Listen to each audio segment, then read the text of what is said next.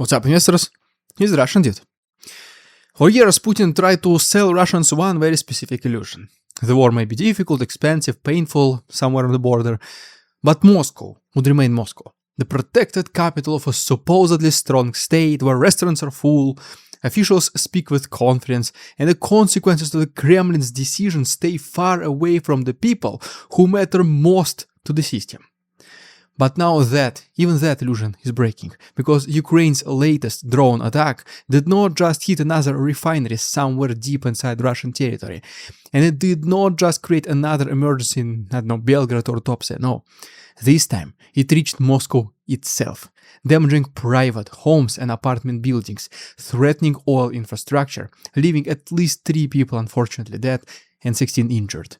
While Moscow Mayor Sergei Sobyanin, not Putin, claimed that 120 Ukrainian drones were shot down near the capital. And that number is the real story, because when Russian officials say they intercepted 120 drones, they are trying to show strength, but at the same time they are admitting something much more serious.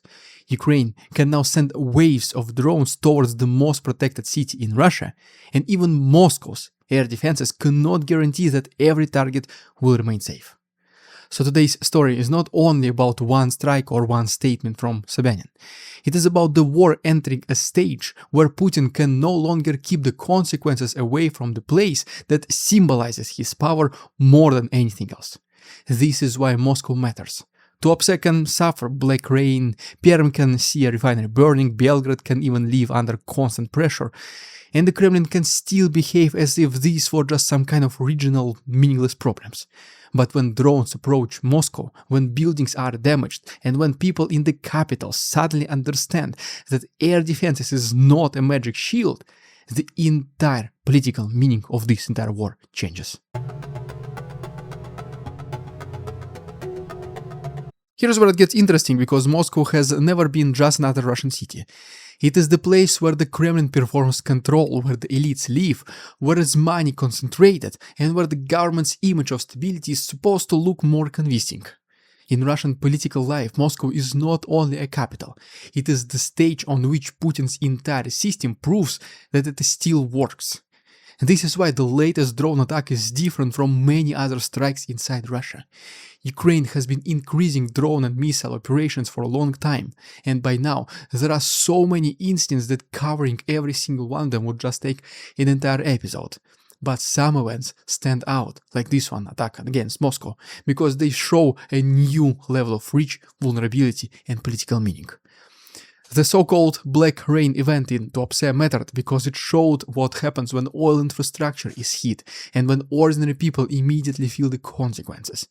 Then another one, refinery fire in Perm, mattered because it reminded everyone that distance from Ukraine to no longer guarantees protection. And the attack on Moscow now matters because it pressures the city Putin cannot afford to look weak. This is the real problem for the Kremlin. When something happens in Belgrade, officials can treat it as just a border issue. When something happens in Tuapse, they can treat it as a local industrial problem. But Moscow is visible to everyone. To Russians, foreign governments, and the bureaucratic class that depends on Putin's image of control. If war reaches Moscow, then the war is no longer something that can be neatly separated from normal life. And that is exactly what Putin wanted to avoid so much. His system was and still is built on a quiet bargain with a large part of Russian society. You do not interfere with politics, and the government gives you stability, kinda. You may not have freedom, real elections, or influence over major decisions, but at least the state will keep life kind of predictable. The problem is that a long war against a full-fledged country eventually destroys this predictability. The Kremlin will almost certainly respond by strengthening Moscow's air defenses now even more, because protecting the capital is a political priority. But every additional system around Moscow is a system not protecting another refinery, airfield, or vulnerable region.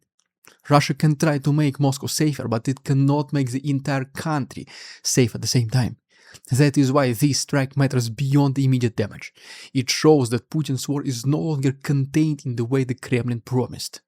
Moscow may still be better defended than most of Russia, of course, but even the best defended city in the country is now part of a war's geography. And once that becomes normal, the next question becomes even more dangerous. Because this is not just about geography anymore. It is about the economics of modern warfare. And that math is working against the defender. And as always, guys, if you want to watch these videos in early access and see an additional chapter at the end of each episode, please go ahead and check our Patreon. The links are down below. Thanks so much. Let's continue. Now, this new detail changes absolutely everything, because the war has entered a stage where drones are not just weapons. They are a financial and industrial problem that air defenses cannot easily solve. Russia can intercept many of them, of course, and Ukraine can intercept many Russian drones and missiles as well. But the broader equation is uncomfortable for both sides. It is usually cheaper to build and launch a drone than to stop it with advanced air defense systems. A long-range drone may cost several dozen thousands dollars, $1 to $5 maybe, and some simpler systems may cost far less, $500–600, depending on the design and components, of course. But the missile used to intercept that drone can cost many times more. When people talk about systems like Patriot or S-400, they're not talking about just cheap defensive tools that can be fired endlessly without consequences. A single surface-to-air missile can cost around $200,000 or more, while their target may be worth a fraction of that. So if you spend an expensive missile to stop a cheap drone, you may win that moment, yes, but still lose the economic exchange. That is why the number of drones matters so much. If Ukraine sends one drone, Russia can focus on it. If Ukraine sends dozens, or if Sobyanin says 120 drones were downed near Moscow, the problem becomes much bigger than just one successful interception. Air defense crews have to track targets, fire missiles, reveal positions, and still hope that nothing slips through. The attacker does not need every drone to succeed. The defender has to be right every time. This is what makes oil infrastructure such an attractive target. Refineries, transportation hubs, military-linked factories are difficult to protect everywhere all at once, and even one successful strike can create economic damage far beyond the price of the drone that has been launched. The Kapotnya oil refinery in Moscow, for example, matters for exactly this reason. It was apparently spared this time, but spare this time is not the same as save forever. This is the cruel logic of modern drone warfare. The cheaper and more scalable the attacking systems become, the more expensive and exhausting defense becomes. Air defense is not unlimited, missiles are not unlimited, production capacity is not unlimited.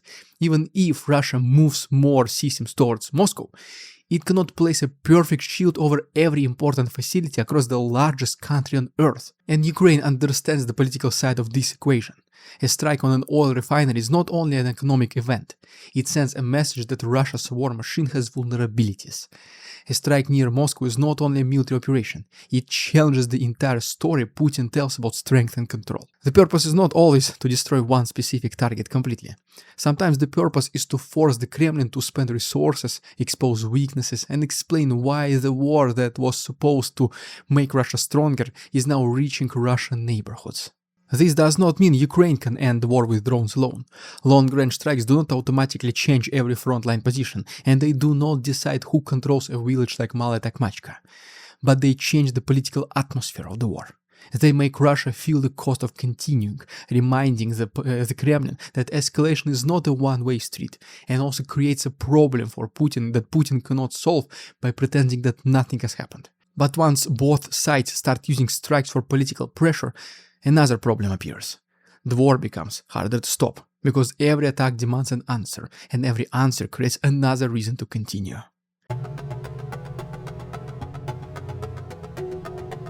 Now here's where things get tricky, because this latest attack on Moscow did not happen in a vacuum.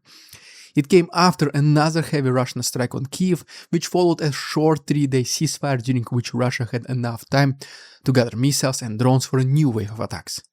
That strike left 24 people dead, and it created exactly the kind of emotional and political background that makes retaliation more likely. This is the self-escalating spiral of the war. Russia strikes Kyiv to show that Ukraine cannot live safely. Ukraine strikes Moscow to show that Russia cannot live safely either. Russia uses firepower as proof of determination. Ukraine uses reach as proof of Russian vulnerability. Neither side can fully protect itself, and neither side can easily ignore what the other has done. So as a result, the war keeps feeding itself, even when the actual strategic goals become more and more unclear. For Putin, the purpose of striking Ukraine is partially military, partially psychological, partially domestic. He wants to damage infrastructure, exhaust Ukrainian air defenses, and show his most aggressive supporters that he is still willing to continue no matter how long the war lasts. When Russian forces cannot deliver a clean, decisive victory on the ground, missile and drone strikes become the way to create this kind of appearance of momentum. But the problem is that this approach has not forced Ukraine to surrender. It has never been like this since the beginning of the war, and we talked about it several times. If anything, the entire history of the war has shown completely the opposite. Each new wave of attacks deepens Ukrainian resistance, increases the desire to build more domestic weapons, and makes it politically impossible for Ukraine to simply accept Russian terms.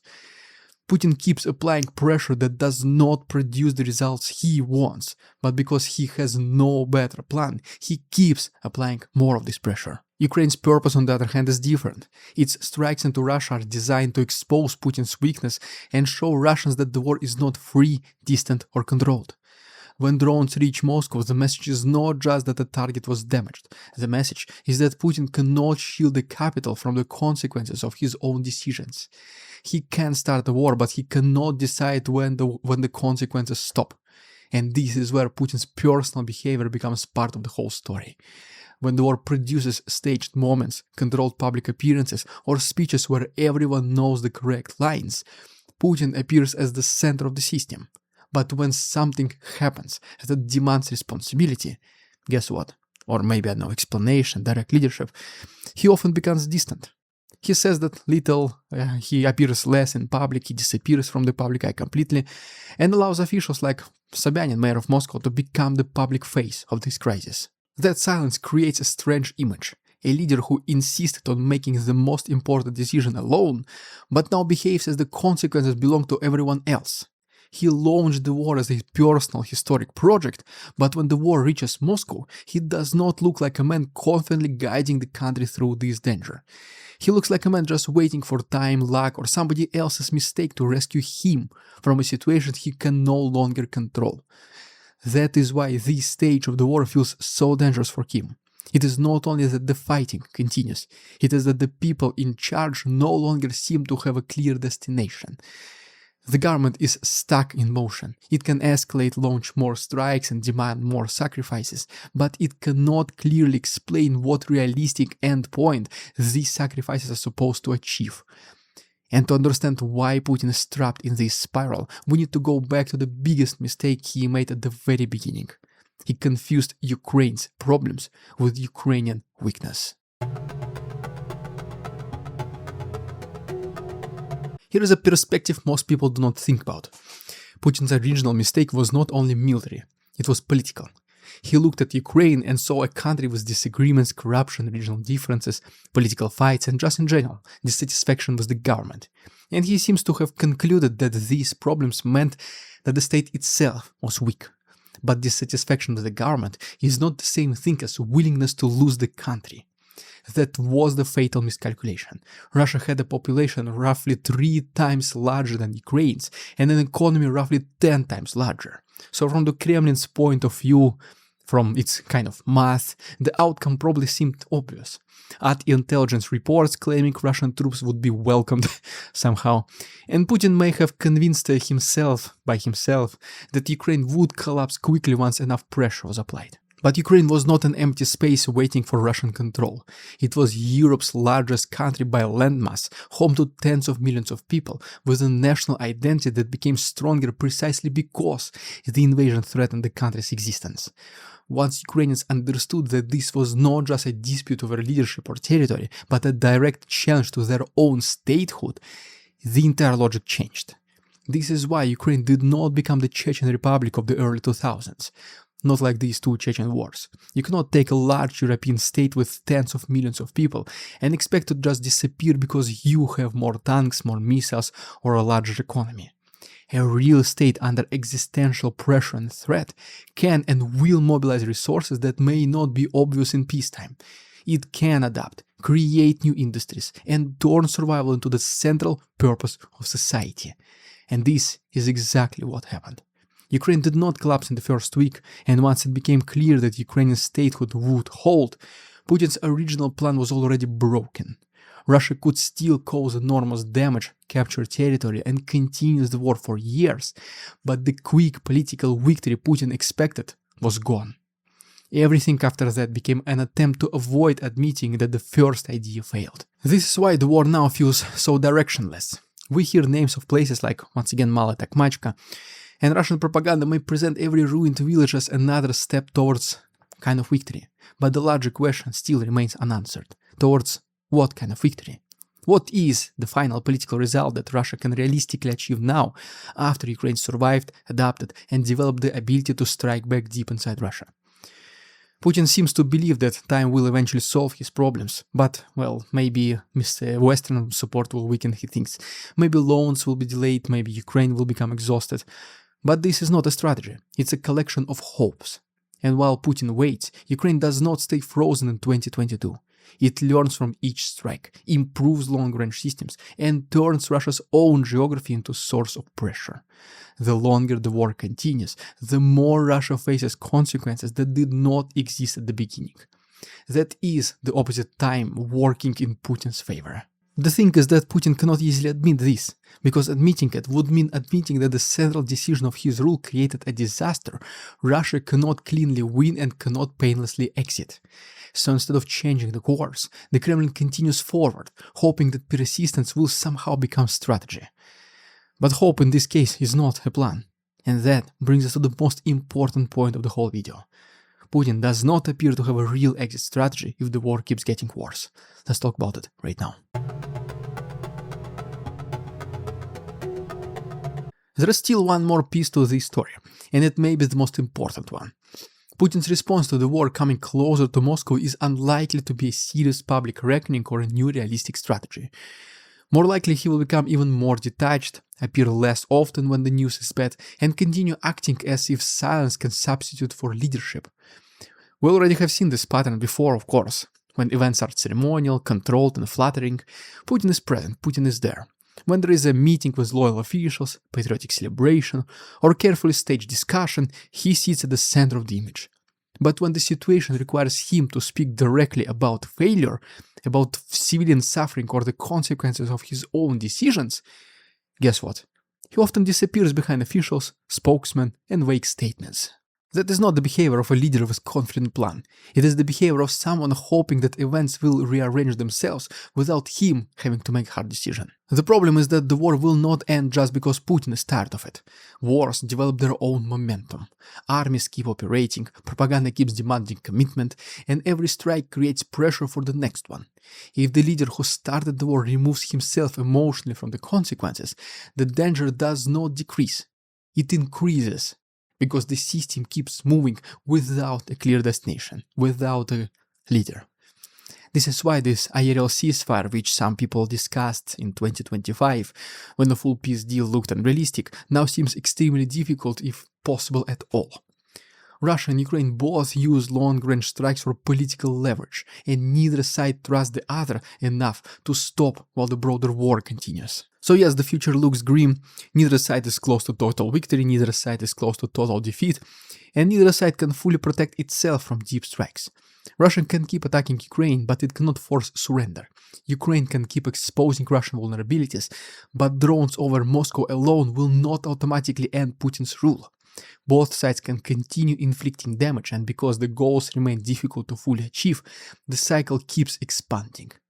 For Russia, this is especially dangerous because the war was sold as something that would restore greatness. But it is now producing insecurity inside Russia itself. The safe spaces are shrinking, oil infrastructure is vulnerable, Moscow is no longer psychologically outside the war.